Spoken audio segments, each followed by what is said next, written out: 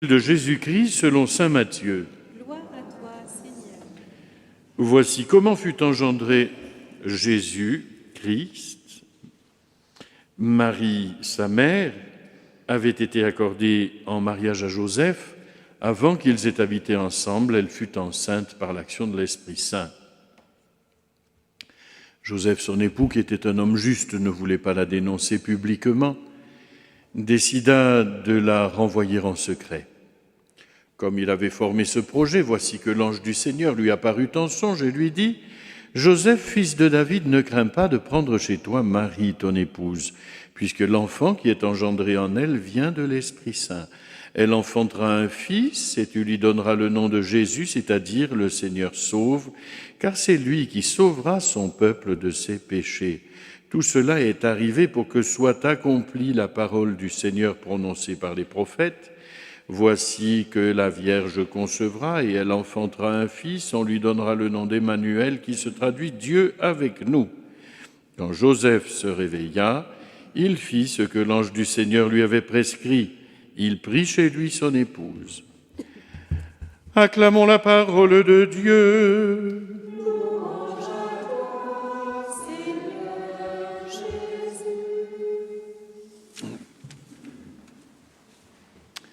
Dieu est pris de passion pour sa créature.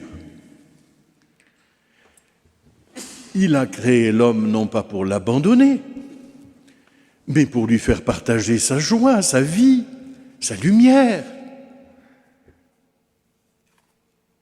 L'homme s'est détourné. Il s'est replié dans son péché. L'homme est allé tout droit, vous savez, comme au Monopoly, vous savez, aller directement en prison. Voilà. Sans passer par la case départ. Directement, dans la prison du péché. Au grand Monopoly de la vie, voilà ce qu'a réussi à faire l'homme. À partir tout seul dans la prison et à y rester enfermé. Dès lors, le souci de Dieu, c'est de le sauver. C'est de le sauver. Regardez, qu'est-ce qu'ont fait ces pauvres gens en Syrie? Ils se sont précipités dans ces prisons terribles pour essayer de sauver ou de retrouver leurs pauvres parents prisonniers et torturés. Le Seigneur, c'est pareil, il nous aime comme ça. Il ne peut pas nous supporter de nous voir torturés par le péché, abîmés par le mal.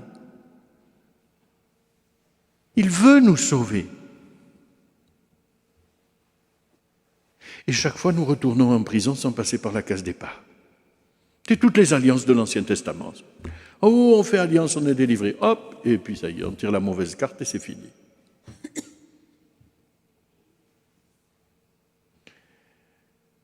Le peuple est prisonnier en Égypte.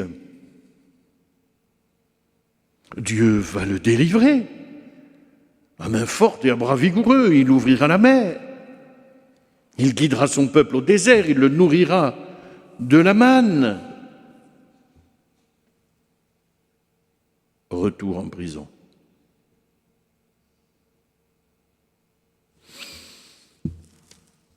Le peuple est exilé à Babylone, mais le Seigneur va le délivrer, convertir le cœur du roi d'Assyrie et renvoyer le peuple jusqu'à Jérusalem. Il avait été délivré d'Égypte, par le sud, il était remonté dans son pays. Il est délivré de Babylone, il va remonter à Jérusalem par le nord. C'est ce que nous raconte le prophète Jérémie. Le Seigneur délivre son peuple. Et hop, retour en prison. Prison du péché, pays de l'exil. C'est là que réside l'homme. Et Dieu veut nous sauver. Et après les prophètes, après les sages, après les juges, le Seigneur finit par envoyer son Fils, Jésus. Dieu sauve. C'est ça que ça veut dire, Jésus. Dieu sauve. Mais le Seigneur va s'y prendre d'une manière encore plus extraordinaire, parce qu'elle sera encore moins spectaculaire. Les vagissements d'un enfant dans la crèche n'amènent pas les médias. Et pourtant, c'est là que va commencer le salut de toute la création. Le Seigneur va recréer ce monde prisonnier et le libérer. Casser la prison, jeter le Monopoly de la vie à la poubelle, nous serrer dans ses bras et nous emporter au fond de son cœur. Le pauvre Joseph, qui se trouvait bien embêté de voir cette jeune fille enceinte alors qu'il ne la connaissait pas. Joseph va être l'instrument choisi par Dieu, précieux, si discret. Dans l'Évangile, Joseph fait deux choses avant tout. Il se tait et il dort. Dieu lui parle dans les songes, dans ses songes. Si vous regardez les chapiteaux romans, dans les églises médiévales, vous voyez toujours Joseph en train de dormir. Il dort avec son petit bâton et il est là. Et oui, le Seigneur lui parle dans ses songes. Le Seigneur vient le retrouver dans le repos de son cœur. Et alors que ses yeux sont fermés à la lumière, le Seigneur illumine son cœur et son destin. Joseph, fils de David, ne crains pas de prendre chez toi Marie, ton épouse. Et Joseph découvre que cet enfant est engendré en elle par l'Esprit Saint. Et tu lui donneras le nom de Jésus, Dieu sauve. Le salut ne consistera plus à être délivré d'Égypte, de Babylone ou de je ne sais où, mais d'être délivré radicalement de la prison du péché. Radicalement, radix, c'est la racine. Le Seigneur vient arracher la racine de notre mal. Il réduit la prison en poussière pour nous offrir la vie avec lui. Il prend sur lui la misère de notre humanité